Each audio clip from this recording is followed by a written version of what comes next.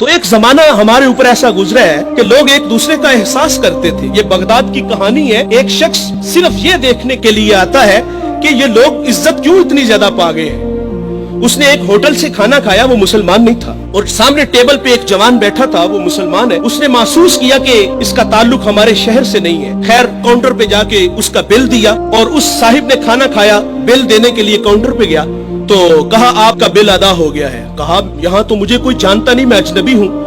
کہا ایسے ہی ہے, ایک مسلمان تھا اور اس نے آپ کا بل دیا اور چلا گیا. رکا اس لیے نہیں کہ آپ شکریہ کے لیے آگے بڑھیں گے, تو اس نے یہ بھی اپنے لیے مناسب نہیں سمجھا کہیں یہ نفس کی غذا نہ بن جائے. وہ اس بات سے متاثر ہوا. پھر ایک دکان پہ گیا, اسے کوئی چیز چاہیے تھی. جب دکان پہ گیا تو اس نے کہا یہ چیز مجھے چاہیے, قیمت طے ہوئی. تو دکاندار پتہ کیا کہتا ہے, وہ کہتا ہے بھائی اسی معیار کی اسی قیمت میں وہ جو سامنے دکان ہے, اگر یہ چیز تم اس سے خرید لو تو تمہیں کوئی اس پہ اعتراض تو نہیں. کہا مجھے چیز چاہیے.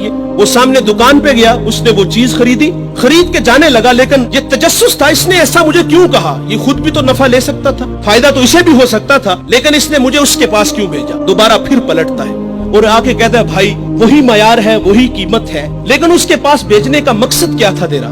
اس نے کہا بھائی صبح سے اس وقت تک میرے پاس بڑے گاہک آئے ہیں اور میں نے اپنے بیوی بچوں کے لیے رزق روٹی اکٹھی کر لی ہے, اور وہ جو سامنے بھائی ہے اس کے پاس صبح سے لے کر اس وقت تک کوئی گاہک بھی نہیں آیا.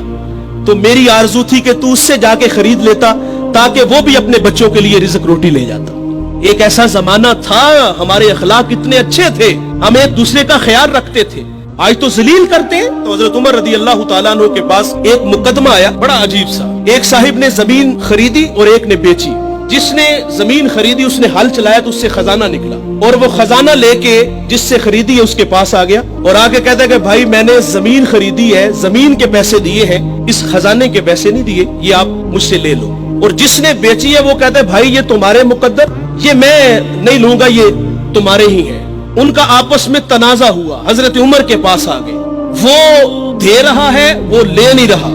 آج بھائی بھائی ایک انچ پہ ایک دوسرے کو قتل کر رہے ہیں. آج ایک انچ پہ بھائی جیونا مرنا ختم کر رہے ہیں اپنے بھائی سے. اپنی اولادوں کو بھی نصیحت کر کے جاتے کہ چچا کو منہ نہیں لگانا. اور ادھر کیا ہے جو رسول اللہ نے اخوت کا درس دیا تھا ان قوم کو, ان لوگوں کو, اور وہ کتنے اچھے لوگ ہیں, وہ خزانہ دے رہے, وہ لے نہیں رہا.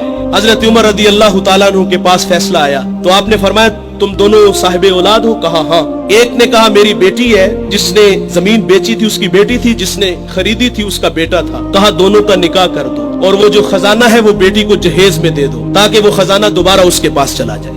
تو اللہ سے دعا کریں کہ اللہ ہمیں اچھے اخلاق عطا فرمائے. اس ویڈیو کو شیئر ضرور کیجئے, ہو سکتا ہے آپ کے ایک شیئر سے یہ بات کسی کے دل میں اتر جائے. جزاک اللہ.